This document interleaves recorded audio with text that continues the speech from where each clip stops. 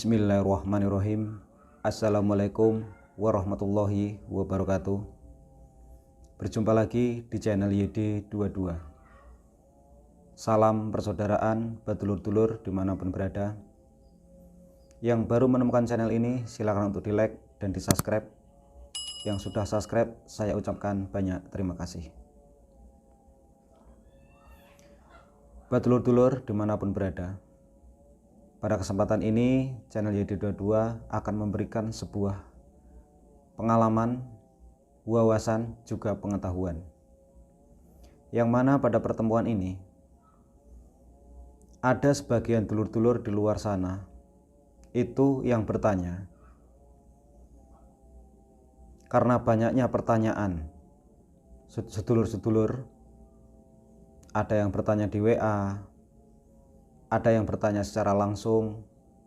Hal ini rasanya perlu sekali saya untuk menjelaskan atau untuk memberi sebuah pengetahuan, yang mana dulur-dulur di luar sana itu bertanya tentang pernapasan SHTRT. Mas,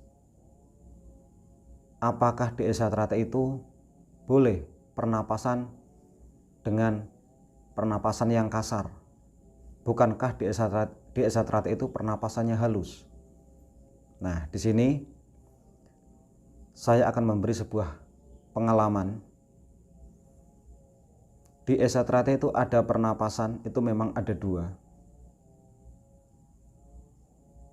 Pernapasan kasar dan pernapasan halus.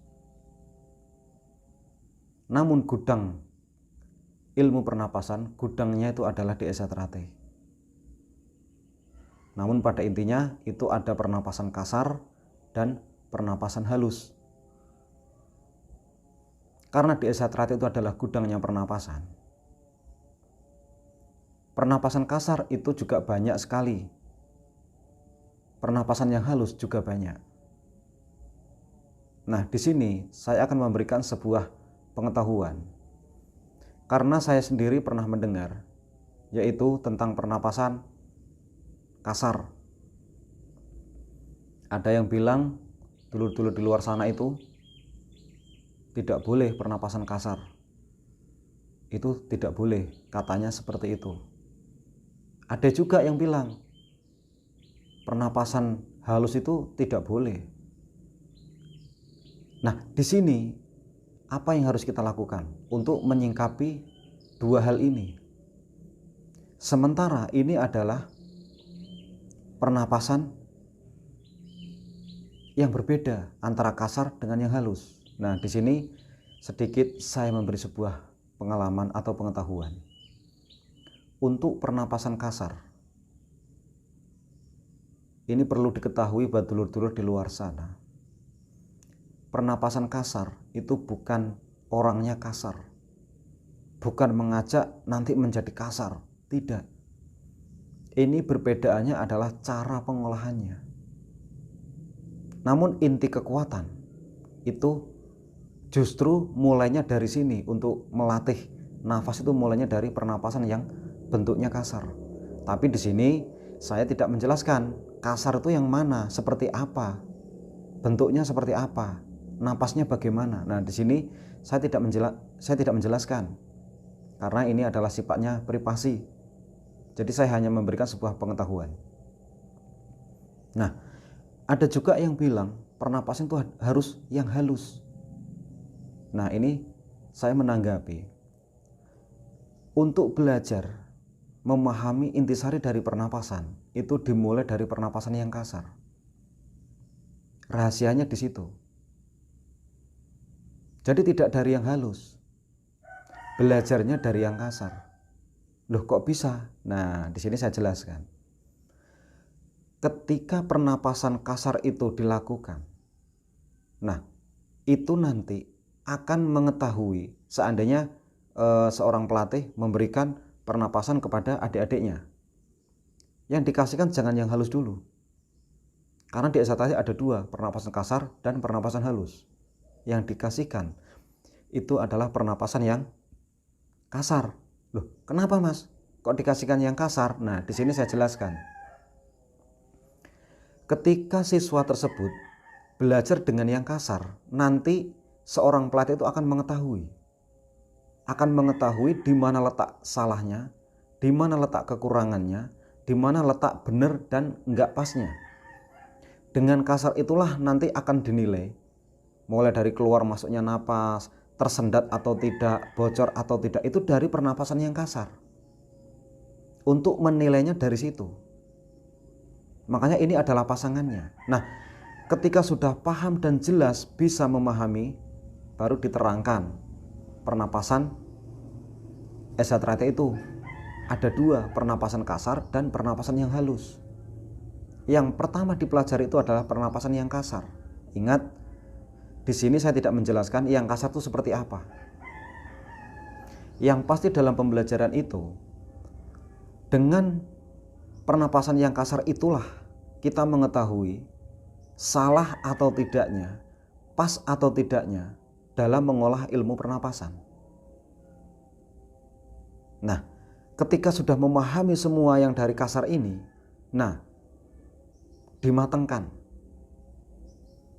Mulai dari hawa murninya, kekuatan dari hawa murni itu sendiri, cara menciptakan hawa itu sendiri, itu semua harus dipelajari dari yang kasar ini. Jadi di sini kasar itu bukan berarti orangnya yang kasar, cuman beda pernapasannya. Itu yang perlu diketahui. Nah, nanti kalau sudah paham dengan pernapasan yang kasar tersebut, nah barulah dibalik pernapasan yang halus. Mungkin di sini saya tidak perlu menjelaskan yang halus itu yang bagaimana, karena ini adalah privasi, ini adalah YouTube. Nah, jadi mungkin warga-warga mungkin ada sebagian yang sudah paham atau mungkin yang belum. Itu banyak sekali juga ya.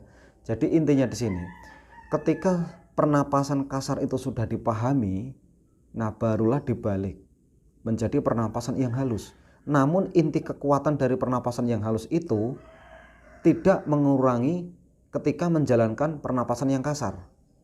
Bedanya antara halus dan kasar, tapi kekuatannya, hasilnya itu tidak mengurangi kekuatan tersebut. Itu yang perlu dipahami buat dulur-dulur di luar sana. Jadi intinya, pernapasan di SHTRT itu ada yang kasar, ada yang halus, kedua-duanya dikuasai. Karena itu adalah pasangannya.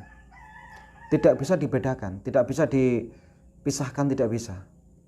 Kenapa? Kalau sedulur mempelajari pernapasan yang halus, tidak akan pernah ketemu yang namanya hawa murni, tidak akan pernah ketemu yang namanya kekuatan sakti, itu nggak akan pernah ketemu. Karena belajarnya dari yang kasar. Sebaliknya, kalau yang dipelajari hanya pernapasan kasar saja, ya ketemu, cuman nanti ketika pernapasan halus itu nggak akan pernah paham. Bedanya itu. Jadi intinya kedua-duanya ini adalah pasangannya. Jadi buat dulur-dulur di luar sana, di sini saya menegaskan, pernapasan itu di SHTRT itu adalah gudangnya pernapasan. Jadi perlu diketahui ya, mungkin buat dulur-dulur yang mungkin ada yang di luar sana yang mungkin kurang memahami tentang pernapasan, boleh silakan kontak WA. Silakan kontak WA, kita sharing-sharing supaya lebih jelas dan bisa dipahami. Karena apa? Saya tidak mungkin menjelaskan sedetail mungkin di dunia media sosial ini atau di forum YouTube. Sudah sering saya sampaikan. Apa yang saya sampaikan ini hanya sebatas dasar-dasarnya. Untuk penjelasan yang lebih detailnya, silakan kontak WA sendiri. Nah, mungkin ini yang dapat saya sampaikan ya. Mudah-mudahan ini bermanfaat. Intinya sudah sering saya sampaikan di setiap video-video yang saya buat. Intinya di sini saya bukan menggurui, namun hanya untuk menambah sebuah pengetahuan, sebuah pengalaman, juga menambah sebuah wawasan, supaya daya pikir kita itu tidak monoton, tidak cubluk, supaya memahami seutuhnya. Mudah-mudahan ini bermanfaat. Saya akhiri. Assalamualaikum warahmatullahi wabarakatuh.